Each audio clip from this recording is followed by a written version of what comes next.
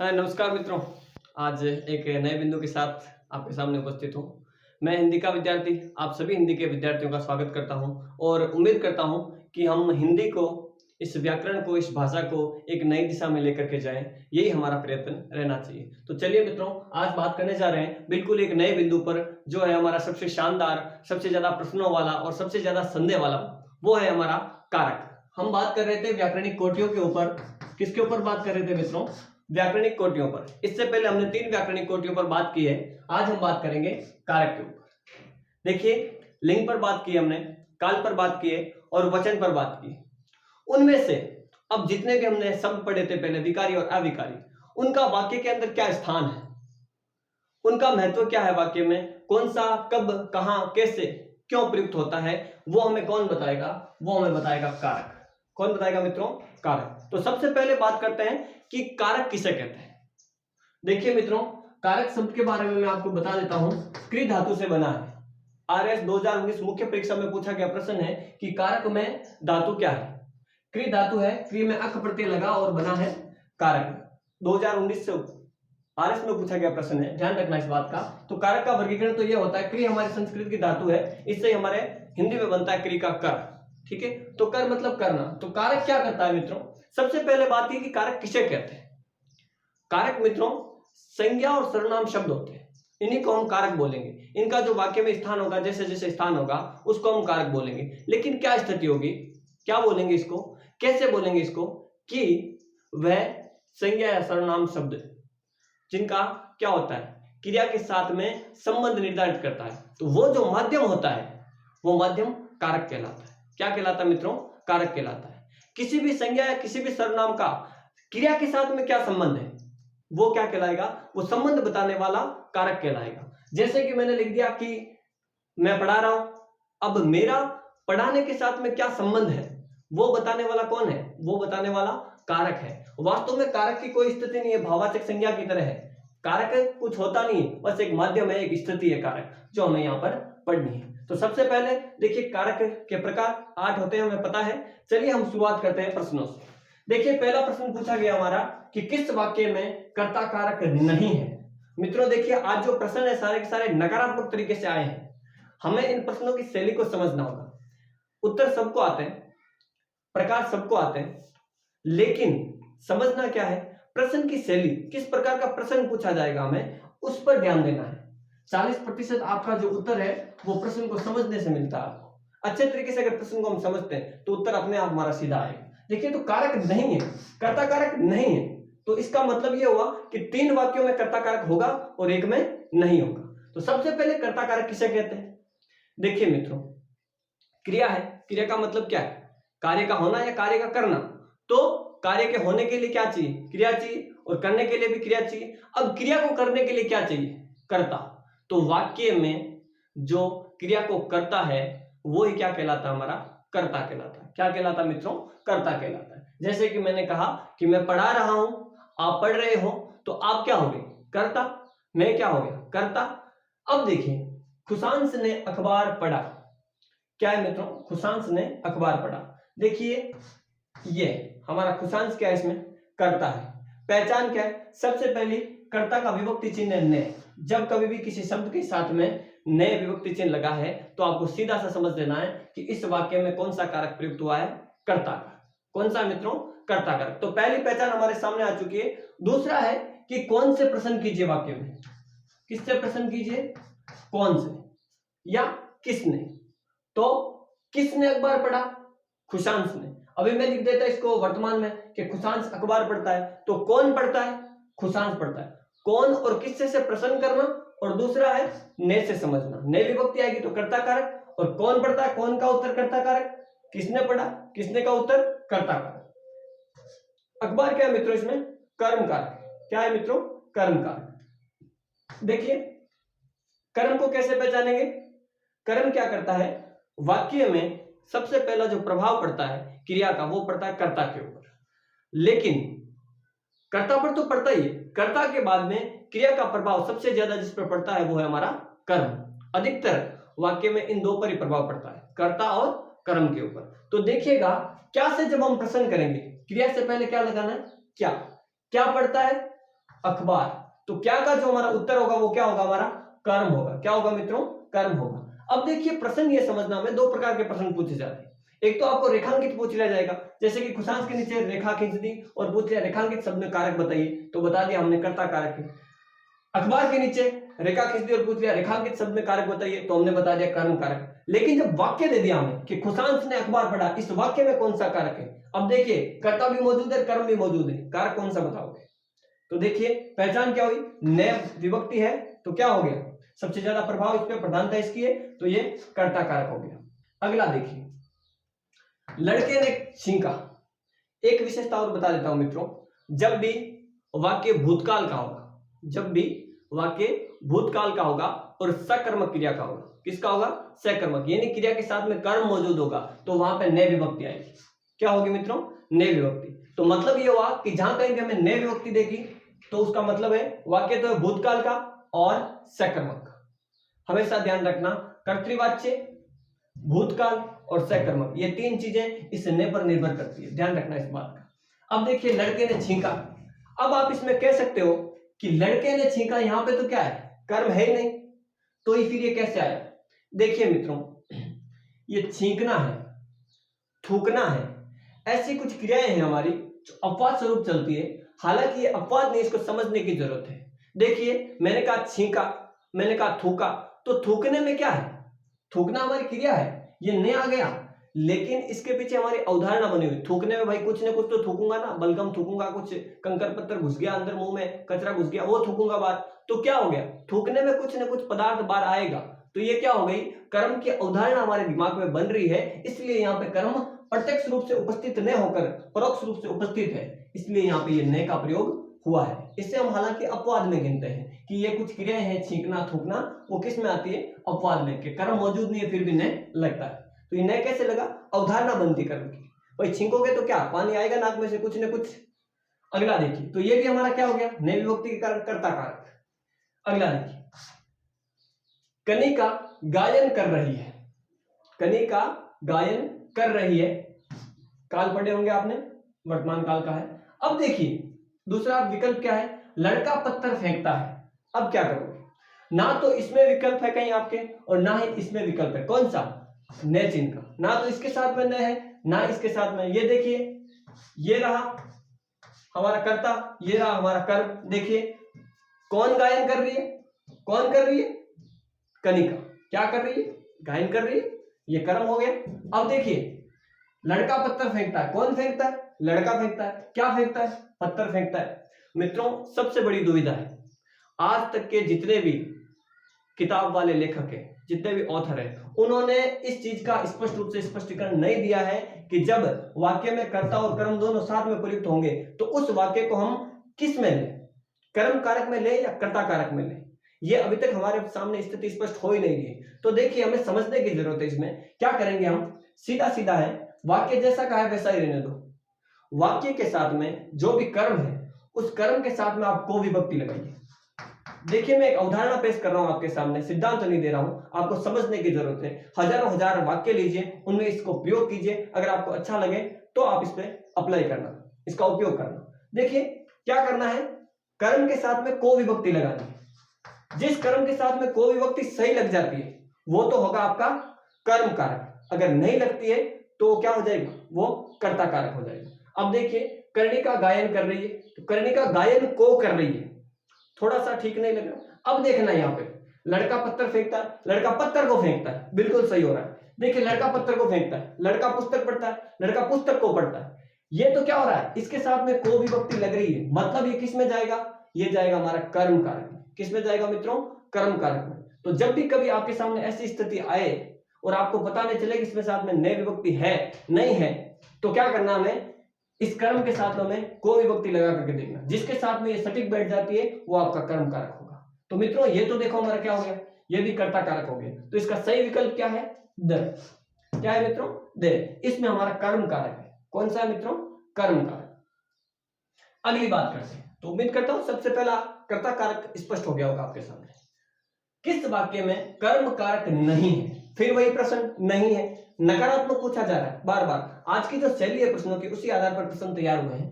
कर्म कारक नहीं है, मतलब 3 में कर्म कारक है और 1 में नहीं है। तो देखिए पहली स्थिति तो हमने यहाँ पे देख ली, जिसमें क्या होगा, अक्सर कर्म का चिन्ह क्या है, को। कर्म किसे कहते हैं ये हमने पढ़ लिया। क्रिया का कर्ता के बाद में जिस पर सबसे ज्यादा प्रभाव पड़ता है वो होता है हमारा कर्म, यानी कि क्रिया का एक सहायक रूप है। कर्ता को क्या करता है, सहायता प्रदान करता है।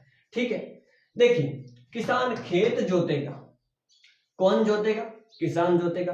क्या जोतेगा, खेत जोतेगा। वही फिर दिक्कत आ गई, तो क्या करेंगे, किसान खेत को जोतेगा, को का लोप हो चुका है यहाँ पे, खेत को जोतेगा। ये मित्रों विभक्ति चिन्ह जो है अधिकतर नहीं आते। क्यों लगाए जाते हैं, वाक्य में विशेष रूप से बल देने के लिए विभक्ति चिन्हों का प्रयोग किया जाता है, अन्यथा वाक्य में विभक्ति चिन्हों का प्रयोग नहीं किया जाता है। तो अधिकतर वाक्य आपको ऐसे ही मिलेंगे जिसमें विभक्ति चिन्ह नहीं होंगे। तो जहां कहीं भी विभक्ति चिन्ह वहां तो हम आसानी से पहचान लेंगे। दिक्कत हमारी यह है, समस्या यह है, चुनौती यह है कि जहां पे विभक्ति चिन्ह नहीं है उनको कैसे पहचाने। तो देखिए यहाँ पे को चिन्ह लगाइए, अभी हमने यहाँ पे देखा था किसान खेत को जोतेगा, बिल्कुल सटीक हो रहा है, तो ये आपका कर्म कारक है। ठीक है, क्या जोतेगा, ये कर्म रहा हमारा। ठीक है, मां ने धोबी को कपड़े दिए, ये तो देखिए आ भी गया स्पष्ट रूप से। न आता कोई दिक्कत नहीं है, न तो आ ही रहा है, लेकिन अगर को आता है तो ये किस में चला जाएगा, कर्म कारक में चला जाएगा, कर्म कारक है आपका। ठीक है, इस पे अभी बात एक और करेंगे हम। तीसरा विकल्प देखिए, सुदीप ने पुलिस को चोर पकड़वाया। क्या है मित्रों, सुदीप ने पुलिस को चोर पकड़वाया।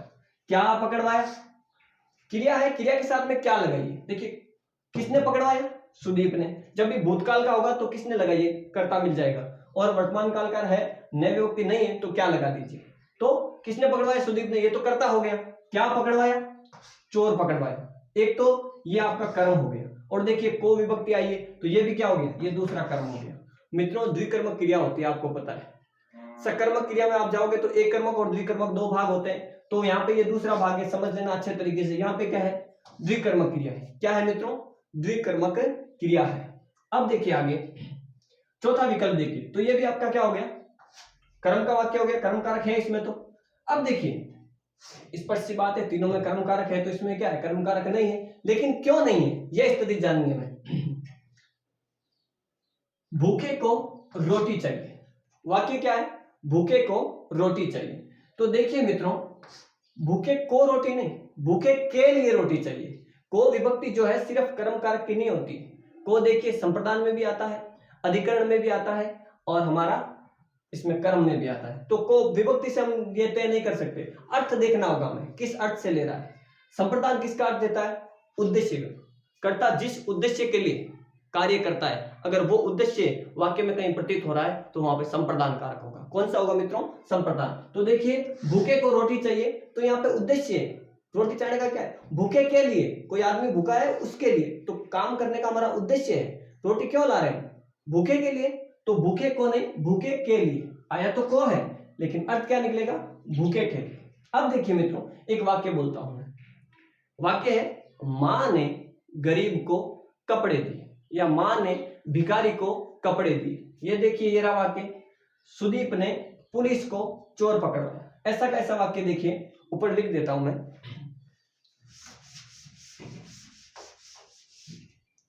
देखिए क्या लिखा मैंने, मां ने भिखारी को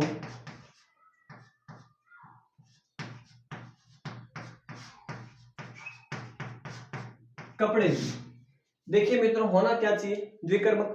प्रश्न कहां से पूछा जाता है ये बता रहा हूं मैं आपको। प्रश्न पूछा जाएगा ये वाक्य और ये वाक्य दे दिया जाएगा और पूछा जाएगा निम्न में से द्विकर्मक वाला वाक्य कौन सा नहीं है। ये तो द्विकर्मक है लेकिन ये भी तो द्विकर्मक है। ये देखिए कपड़े, क्या दिए, कपड़े, को आ गया देखिए भिखारी। लेकिन मित्रों जहां कहीं भी देने की बात होती है और उस देने को अगर हम वापस नहीं लेते, क्या होगा, जहां कहीं भी देने की बात होती है और उस देने को अगर हम वापस नहीं ले रहे हैं तो वहां पे क्या हो जाएगा, वो उद्देश्य का बोध करवा रहा है और वहां पे संप्रदान कारक हो जाएगा। तो ये भिखारी को नहीं, भिखारी के लिए, भिखारी से हम कपड़े वापस नहीं लेंगे एक बार देने के बाद, तो क्या हो गया, भिखारी के लिए। क्या हो गया मित्रों, भिखारी के लिए कपड़े। तो यहां पे क्या होगा, संप्रदान कारक। जैसे कि मैंने कहा कि न्यायाधीश ने चोर को दंड दिया। क्या लिखा, न्यायाधीश ने चोर को दंड दिया। तो हालांकि होता तो दंड सुनाया है, न्यायाधीश नहीं देता, न्यायाधीश का काम देने का नहीं है, वाक्य शुद्ध होता है, लेकिन अक्सर किताबों में लिखा हुआ रहता है। तो देखिए वहां पे होता है दंड सुनाया, न्यायाधीश का काम होता है सुनाना, देने का काम किसका होता है? किसी और का होता है, वो जेल में देता है। तो न्यायाधीश ने चोर को दंड सुनाया, शुद्ध वाक्य में बात करते हैं। वहां पे भी क्या है, न्यायाधीश ने चोर को दंड सुना दिया, अब वापस थोड़ी लेगा, वहां पे भी क्या होगा? संप्रदान कारक होगा, ये संप्रदान कारक में चल जाएगा और कर्म आपका क्या होगा? ये एक ही होगा। तो ये एक कर्मक है, कर्म से पूछ ले प्रश्न तो क्या बताना है? ये द्विकर्मक, ये एक कर्मक। और अगर कारक से प्रश्न पूछ ले तो क्या बताना है? ये है हमारा संप्रदान कारक और ये है हमारा कर्म कारक। उम्मीद करता हूं आपको समझ में आ गया। तो ये भी क्या था? हमारा संप्रदान कारक। अगला देखिए प्रश्न, अगला प्रश्न है किस वाक्य में कर्ण कारक नहीं है? फिर वही बात, नकारात्मक प्रश्न बार बार आ रहे हैं और मित्रों बार बार यही प्रश्न हमें पूछे जा रहे हैं, वाक्य यही प्रश्न परीक्षाओं में आ रहे हैं, तो हमें इसी पर अभ्यास करना चाहिए। जिस पटरी पर दौड़ना है उसी पर अभ्यास करो। देखिए किस वाक्य में कर्ण कारक नहीं है? तो कर्ण कारक की विशेषता क्या है? कर्ण का मतलब होता है साधन। आप काम किस से कर रहे हो, किस से का जो उत्तर होगा आपका, क्रिया से पहले क्या लगाना? किस से।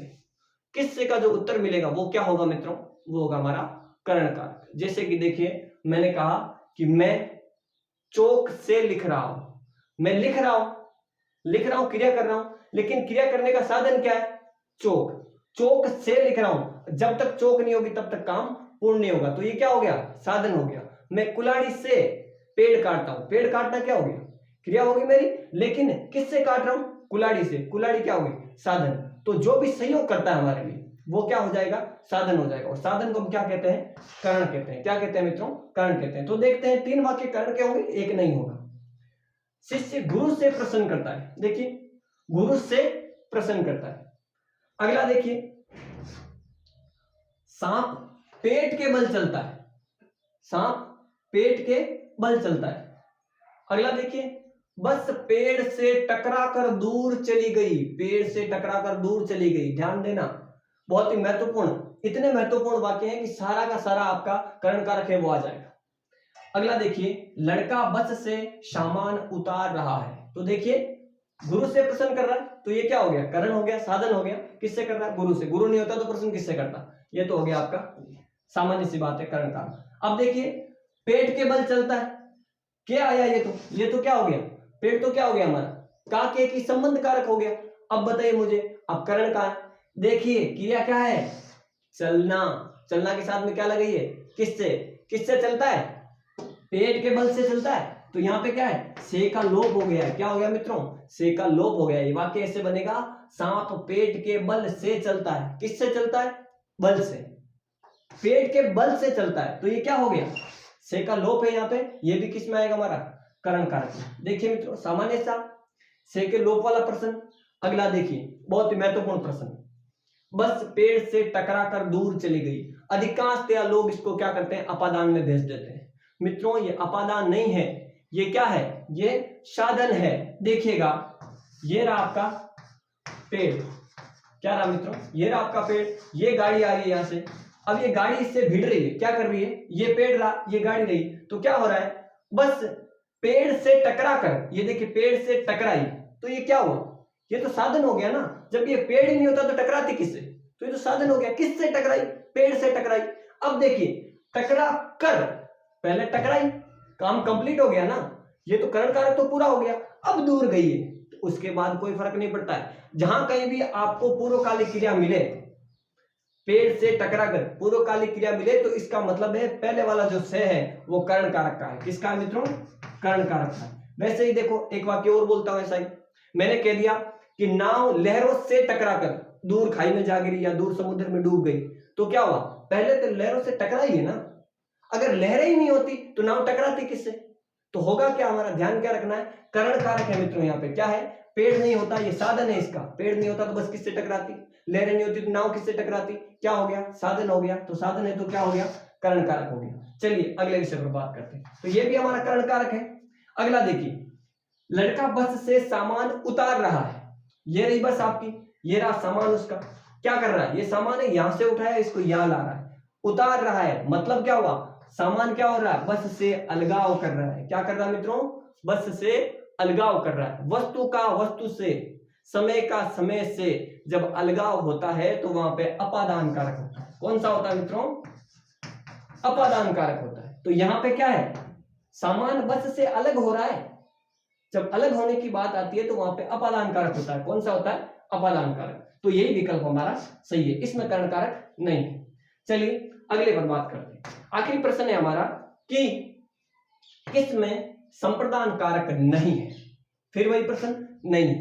संप्रदान कारक किसे कहते हैं, जिसमें क्या हो, वाक्य के अंदर उद्देश्य का बोध हो, किसके लिए काम कर रहे हैं हम, किसके लिए काम कर रहे हैं। कर्ता जिसके लिए काम करता है वो क्या होता है, हमारा उद्देश्य होता है। देखिए मैंने कहा मैं तो, माफ कीजिएगा मैं नहीं कह रहा हूं, वाक्य लिखा हुआ है, मैं तो तुम्हारे लिए जीता हूं, मैं तो तुम्हारे लिए जीता हूं। देखिए जीना क्रिया हो गई, आप लगाइए जीना के साथ में किसके लिए, किसके लिए, देखिए लिए आ गया, के लिए, लिए, के वास्ते, के बनिस्पत, ये जो शब्द हैं जहां कहीं भी आएंगे वहां पे संप्रदान कारक होगा। मूल ये बात है कि काम करने का जो उद्देश्य है वो स्पष्ट होना चाहिए। तो यहां पे देखिए जीने का उद्देश्य क्या है, तुम्हारे लिए, मैं तुम्हारे लिए जीता हूं, तो जीने का उद्देश्य क्या हो, तुम्हारा, तो यहां पे क्या हो गया, संप्रदान कारक हो गया।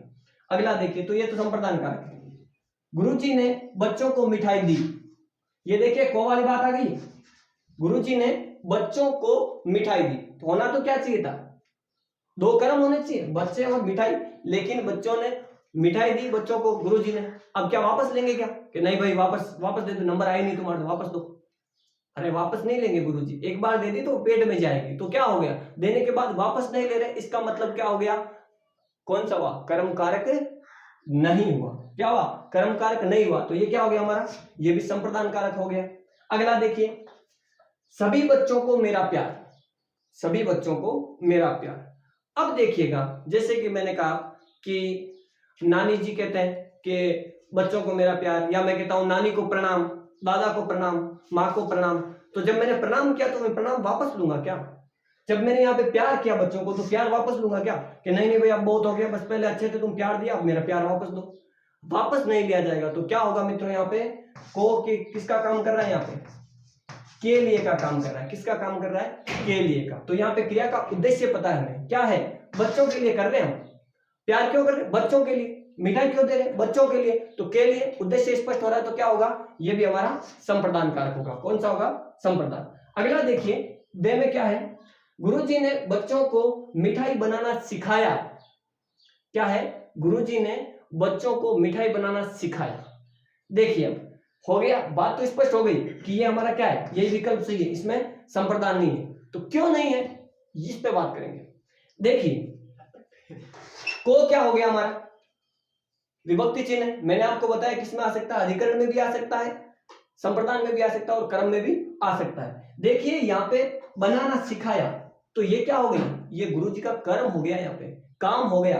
तो यहाँ पे देखिए ये द्विकर्मक हो गई, कौन सी हो गई मित्रों, द्विकर्मक। ये बच्चे और मिठाई दोनों यहाँ पे कर्म है और ये कर्म कारक हो गया, ये संप्रदान नहीं होगा। तो इस तरीके से मित्रों हमने चार कारक आज समझे, कौन कौन से, कर्ता कारक, कर्म कारक, कर्ण कारक और संप्रदान कारक। इससे आगे जो चार भाग हैं वो अगले वीडियो में बात करेंगे हम। इससे संबंधित कोई भी परेशानी हो तो आप कृपया कमेंट बॉक्स में लिखें, मैं यथासंभव उसका उत्तर दूंगा। नमस्कार।